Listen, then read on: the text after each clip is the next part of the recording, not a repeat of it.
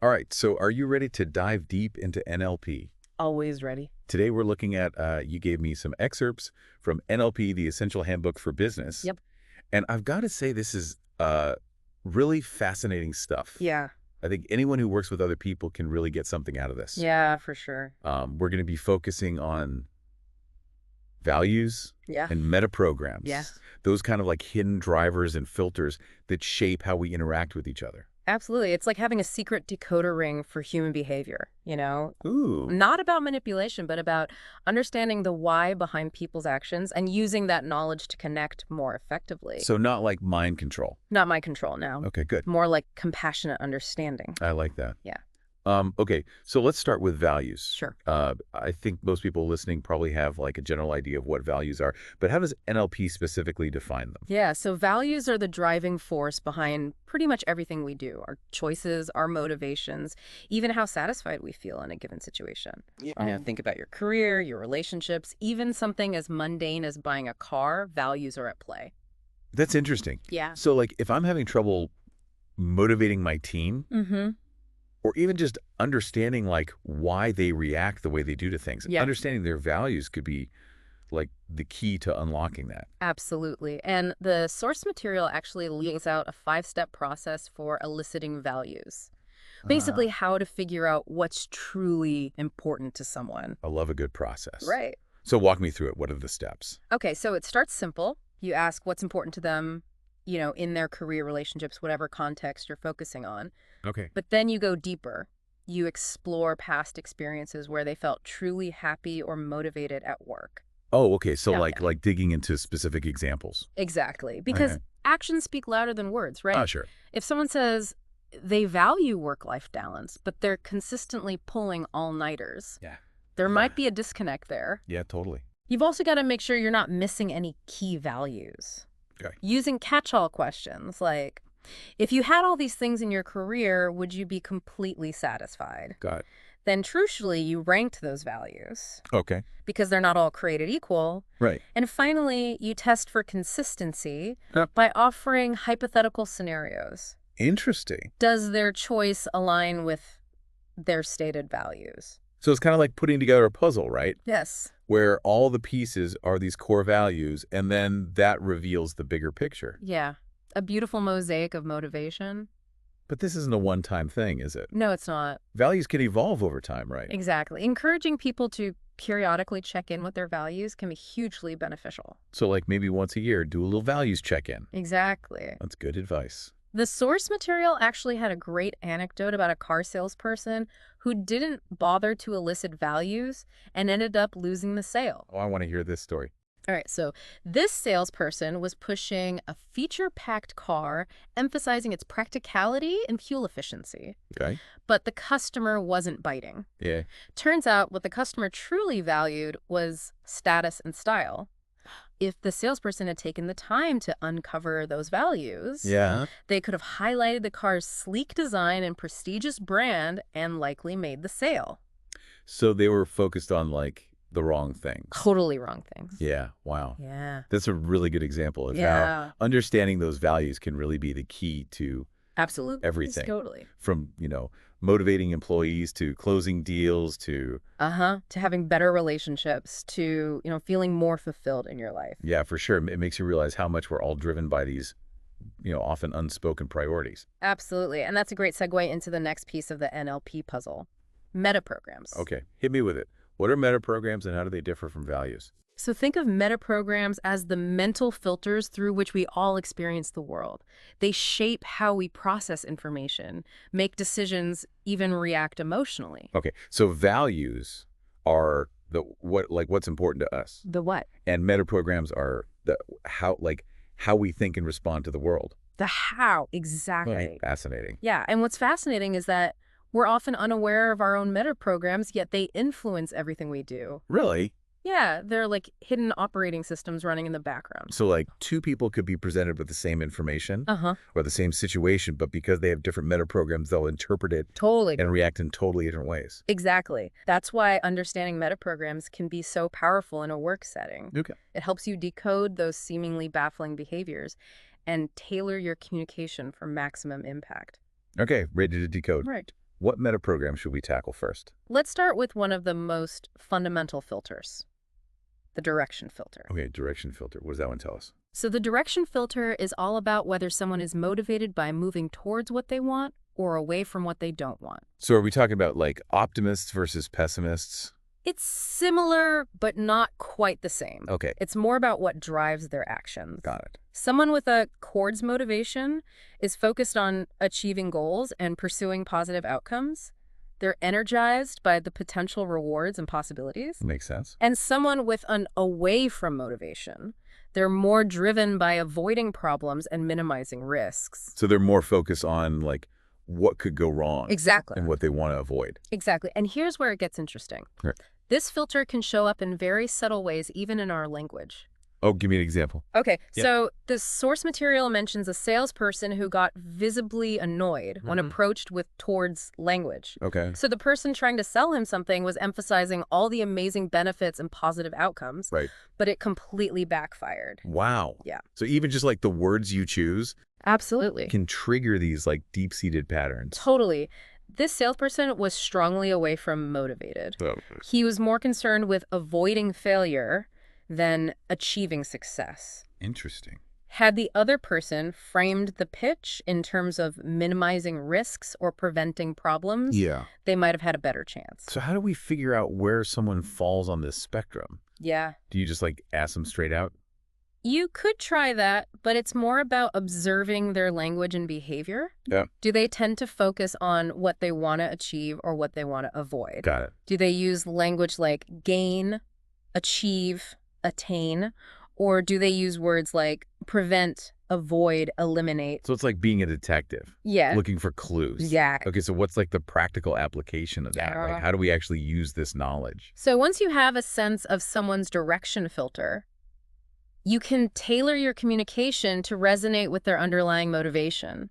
Towards individuals, emphasize the benefits, the positive outcomes, the potential rewards. And for away from you, would focus on how your idea or product or solution can help them avoid problems, Yes. minimize risks, Exactly. prevent those negative consequences. It's about speaking their language, appealing to what truly motivates them. This is already blowing my mind. Right. It's like having a secret code to understanding people. I know, it's so fascinating. Okay, what's the next meta program we should explore? Let's move on to the frame of reference filter, Okay. which can be incredibly insightful in a work setting. Frame of reference. Okay, break that down for me. So this filter is all about where someone gets their sense of validation internally or externally. Internal versus external. Oh. So someone with an internal frame of reference has their own strong internal standards Okay, and doesn't rely heavily on external validation. got it. They know what they believe and what they value, and they trust their own judgment. So they're not as concerned with what other people think? Exactly. They're not seeking constant praise or approval. Okay. They're more self-assured and driven by their own internal compass. Interesting. On the other hand, someone with an external frame of reference relies more on feedback and validation from others Okay. to feel confident and motivated. So they need that outside reassurance Yes. to feel like they're on the right track. Precisely. And this can manifest in different ways. Okay. They might constantly seek feedback from their manager, Uh-huh. be very sensitive to criticism, or even compare themselves to others to gauge their own performance. This makes me think about managing people. Right? Like if I have an employee who is constantly asking for my approval, maybe it's because they have that external frame of reference. Could be. Interesting. Yeah. And recognizing this can help you tailor your management style. Okay. For someone with an internal frame of reference, you can focus on providing autonomy, Right. trusting them to meet their own high standards and giving them space to work independently. And for someone with an external frame of reference, Yeah. you'd provide more frequent feedback recognition and reassurance. To keep them feeling motivated and valued? Exactly. It's about understanding what makes each individual tick Right. and adapting your approach accordingly. That makes sense. Yeah, This is already giving me so much to think about. it is a lot. Okay, I'm ready to dive into the next meta program. What else do we All right, let's talk about chunk size, Okay. which is all about how people process information and approach problems. Chunk size. What is that? So this filter reveals whether someone prefers to focus on the big picture. Okay. We call them global thinkers, Okay. or the nitty-gritty details, the specific thinkers. So like some people want to see like the overall strategy Yes, the vision. and the others are like down in the weeds. In the weeds, they need every single detail. Got it. Global thinkers love the big picture, the strategy, the vision, the overall concept. Okay. They might get impatient when bogged down in details. And specific thinkers thrive on those details. They want the step-by-step process, the precise information. Okay.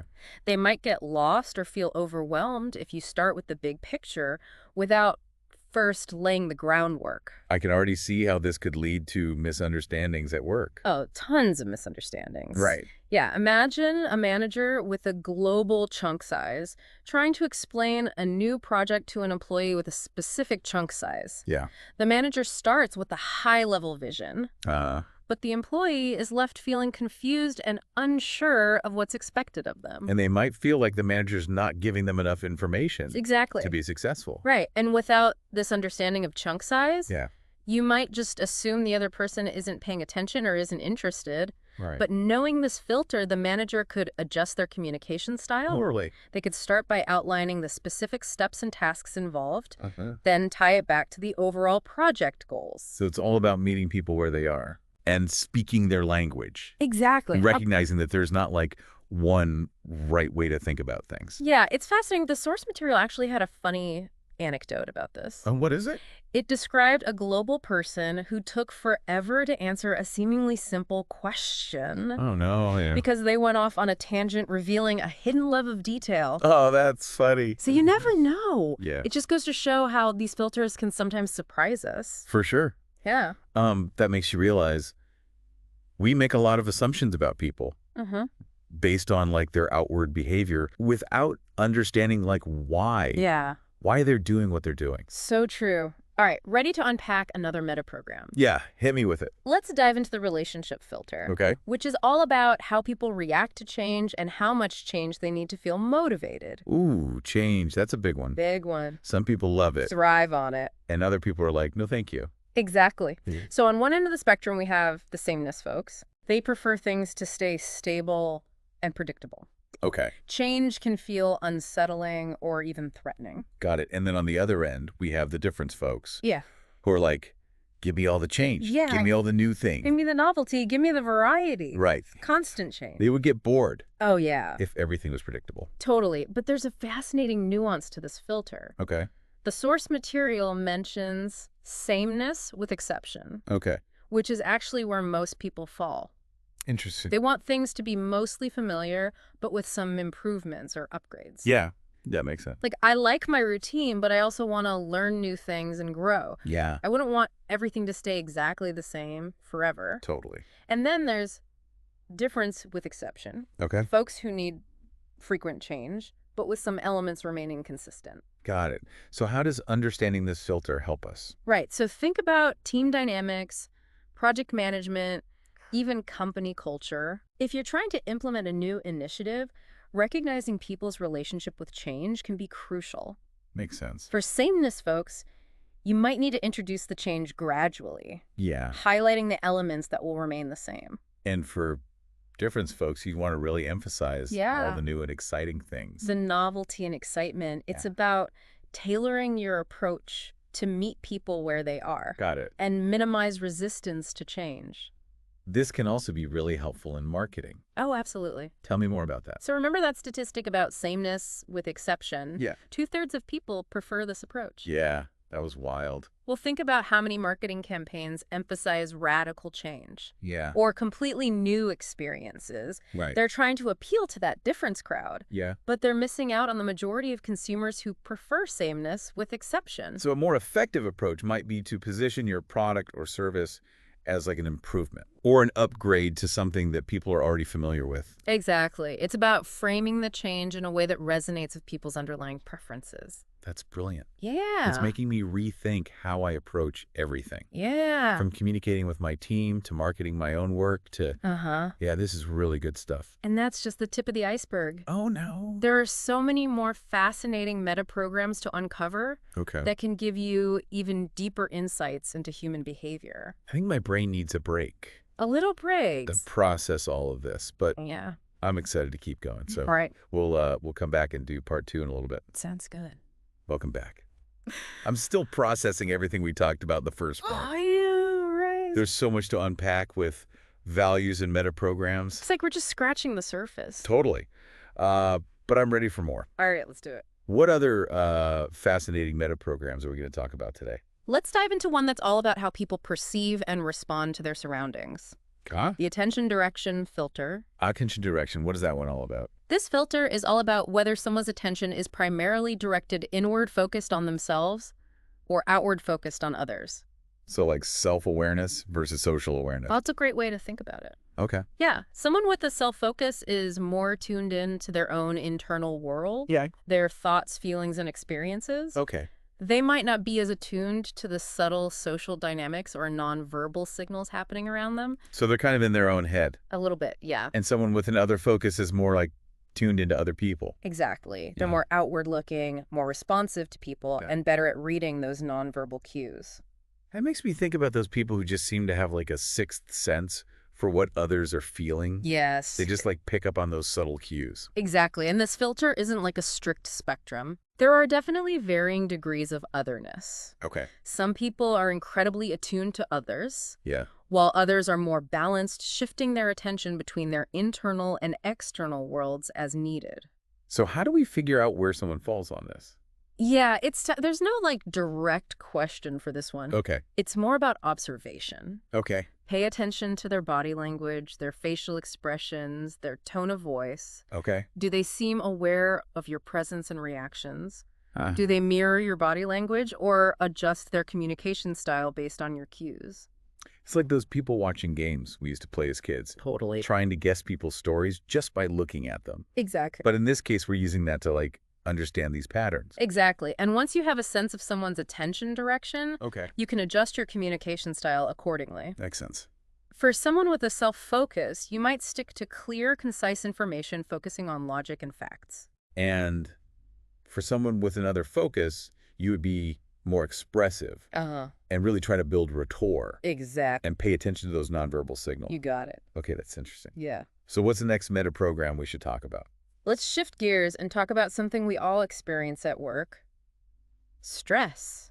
Ooh, everyone's favorite topic. I know, right? But seriously, stress is a big one. Absolutely. We all handle it so differently. Yes. And I can see how understanding those patterns could be super helpful. Totally. This filter is all about how people react under pressure, those inevitable challenges and demands of the workplace. Okay. And as you might expect, it's a spectrum. So how do people's stress responses differ?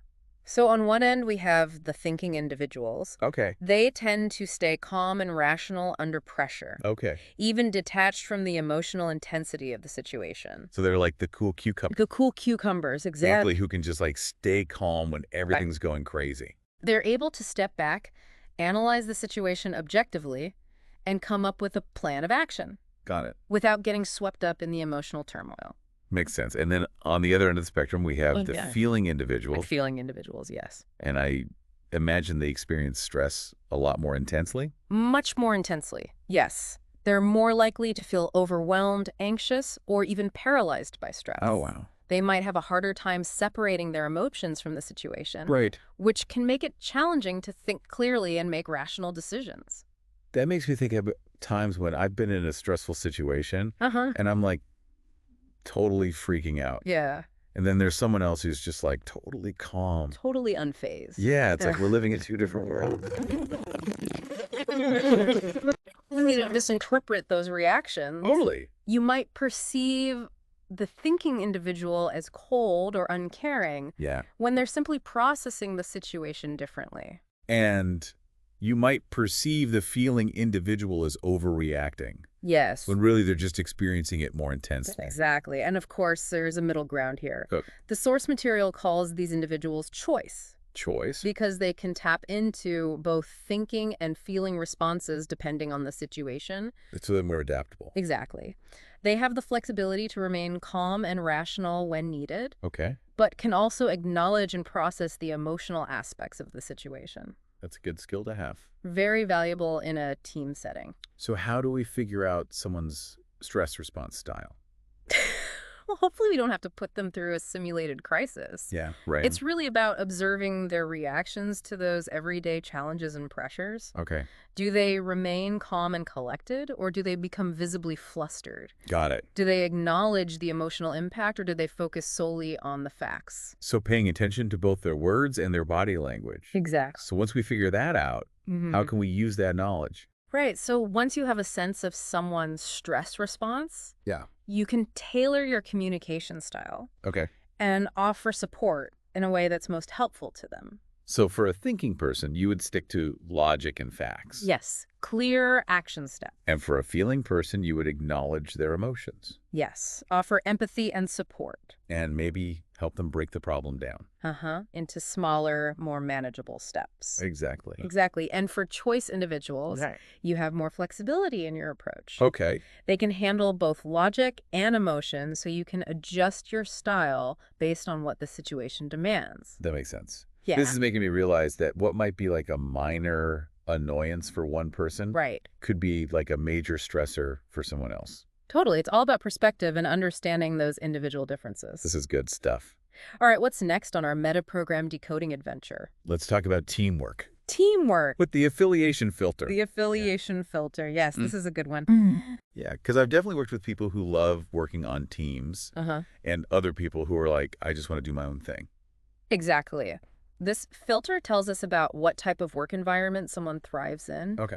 Do they prefer to work alone with others or in a team setting? So is this like the introvert-extrovert thing? It's similar, but the affiliation filter is specifically about work preferences. Got it. Not overall personality traits. Okay, so walk me through the different categories. All right, so we have independent individuals who prefer to work autonomously. Okay. They value their independence, they're self-directed, and they often excel in roles that require focus and concentration. They're like the lone wolves. The lone wolves, exactly. Yeah. They might find constant collaboration draining or distracting. Right. Then we have management individuals. Yeah. They enjoy working with others, but prefer clear roles and responsibilities. Okay, so they like structure. Structure hierarchy, the more traditional top-down management style. Yeah. They're often natural leaders who excel at delegating tasks, setting expectations, and overseeing projects. Okay, and then what's the third one? The team individuals. Okay. They thrive in collaborative settings with shared responsibilities. So they're all about brainstorming and working together. Exactly. They love the energy and synergy of a team environment. Great. And find it motivating and inspiring. I can already see how understanding this could be helpful when you're building teams.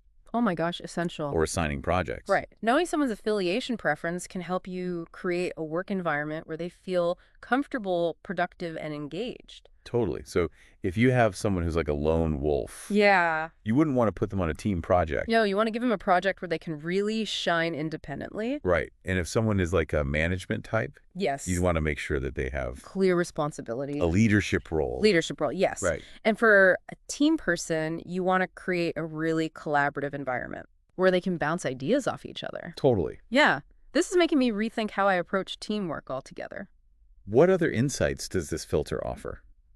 Think about company culture. Oh. Some organizations have a very independent culture where individual contributions are prized, while others have a more team-oriented culture where collaboration is key. So if you're someone who thrives in a team setting, you probably wouldn't want to work at a company where everyone's like off doing their own thing. Exactly. Yeah, that makes sense. Right. Understanding your own affiliation preference can help you find a workplace where you'll feel most comfortable and fulfilled. That's a really good point.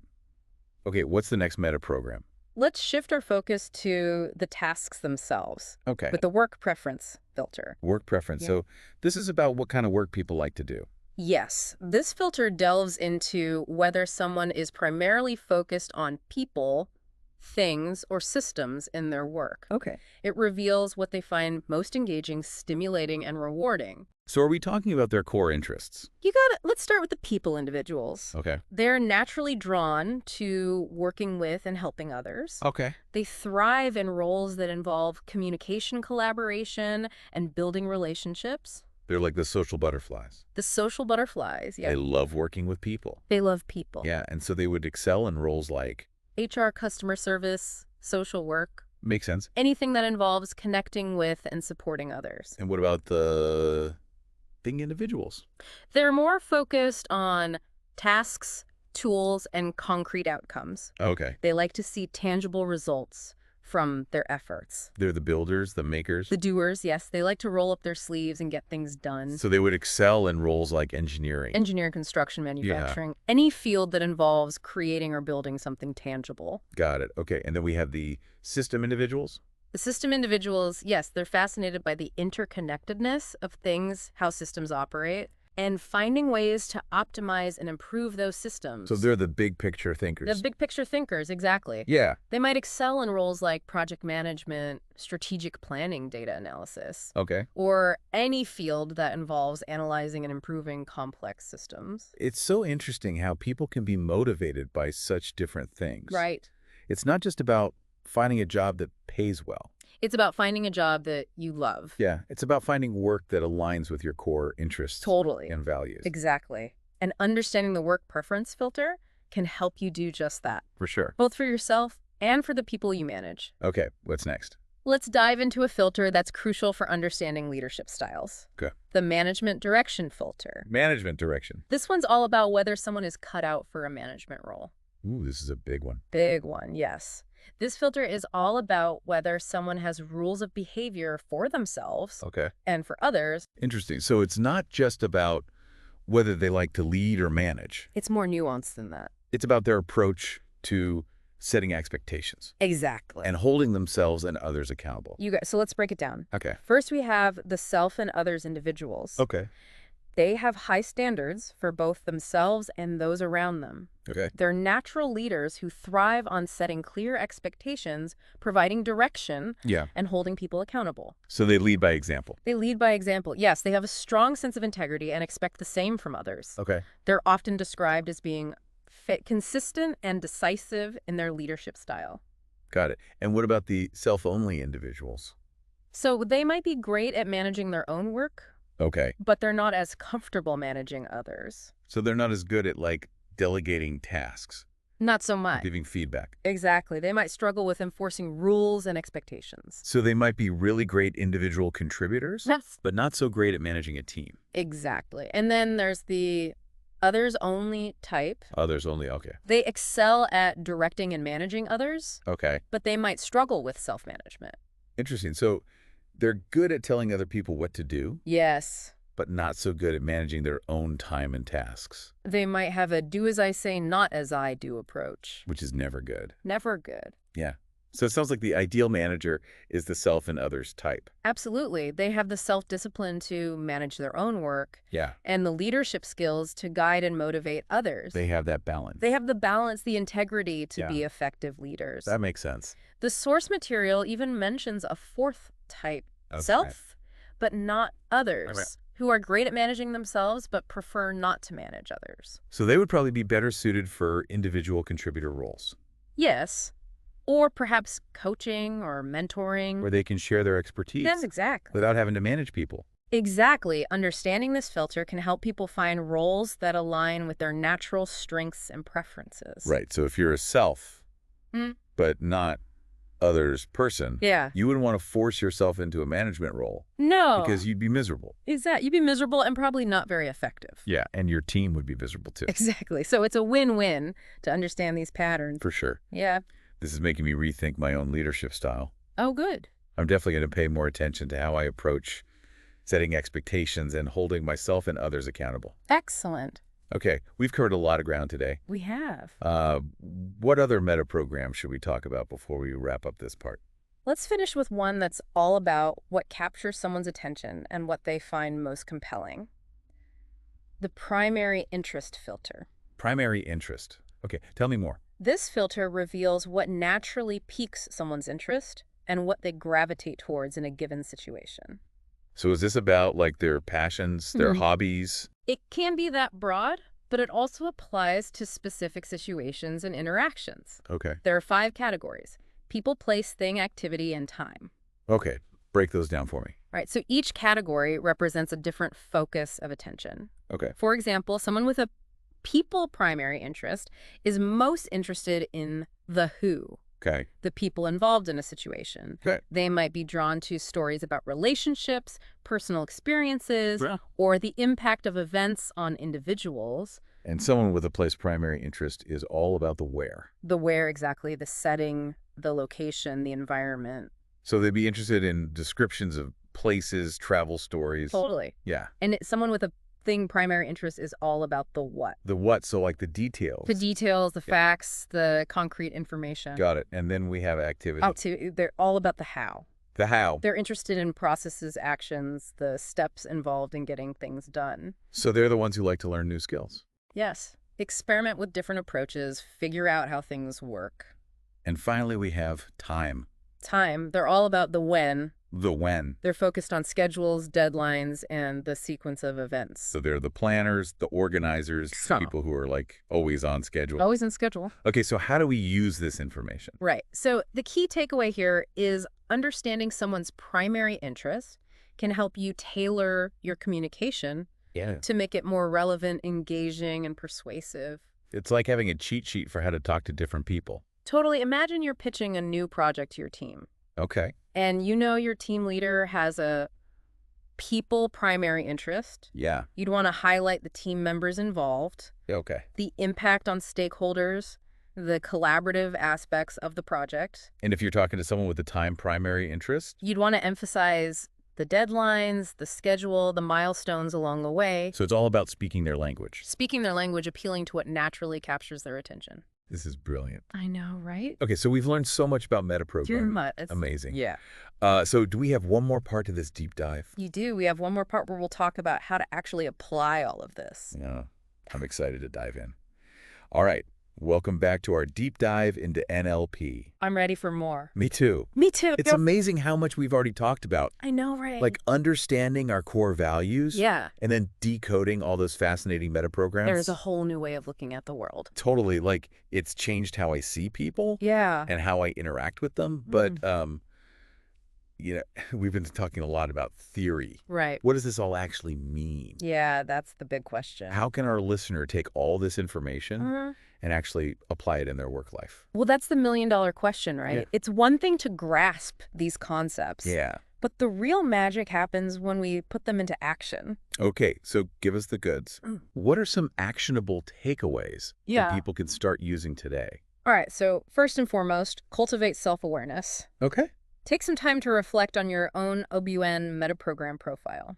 Okay. Which filters resonate most with you. Got it. Once you understand your OBUN patterns, you can start to recognize them in others. Oh, that makes sense. Right. It's like that saying, know thyself, Yeah. before you can truly understand others. Totally. And as you become more attuned to these patterns, you can tailor your communication. Absolutely. To better connect with different personalities. Yes. Like, remember the direction filter. If you're talking to someone who's away from motivated, you want to focus on how your idea helps them avoid problems. Exactly. Yeah. Minimize risks, prevent those negative consequences. And for towards folks, you highlight the exciting opportunities. Yeah, all the benefits they'll gain. All the amazing things that'll happen. It's all about framing. Yeah. And this applies to so many areas of work. Think about managing a team. Yeah. If you have an employee who's very internal on the frame of reference filter, they might not crave as much praise or external validation. As someone who's external. Right. So you would adjust your management style accordingly. Exactly, for the internal person. Yeah. You'd focus on giving them autonomy, trusting them to meet their own high standards. Makes sense. Right. And for the external person, you'd provide more frequent feedback. Recognition, reassurance. To keep them feeling valued. It's amazing how even small adjustments in communication can make a huge difference once you understand these patterns. Totally. It's like you're speaking a different language. Exactly. That they understand. It's like learning a new language, right? Yeah. At first, you have to consciously translate, but eventually it becomes second nature. That's a good analogy. Yeah. So self-awareness, flexible communication. Okay. What else? What else should we keep in mind? A crucial point, these metaprograms are patterns, not absolutes. Okay. Don't use them to pigeonhole people or make assumptions. Right. It's about understanding tendencies. Yeah. Not slapping labels on individuals. It's a tool for understanding, not judging. Exactly. Okay. And this leads to another key takeaway. Okay. Approach all of this with a genuine spirit of curiosity. Okay. I like that. The more you observe and interact with people through this lens, the more you'll learn about the incredible diversity of human behavior. It's like we've been given this amazing decoder ring. Yes. But the real adventure is using it to explore all the different ways that people think and act and interact. That's beautifully said. It's an ongoing journey of discovery. I love that. Both about ourselves and about the people around us. This has been such an eye-opening deep dive. It has. We've explored the power of values and metaprogram. Those hidden motivators, those filters that shape how we see the world. And how we interact with each other. Absolutely. It's been a privilege to share these insights. Yeah, and hopefully spark a new level of awareness and understanding for our listeners. So to everyone listening, keep exploring.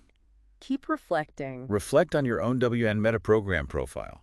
Observe the patterns in others. Yeah. And most importantly, experiment with applying this knowledge in your daily interactions.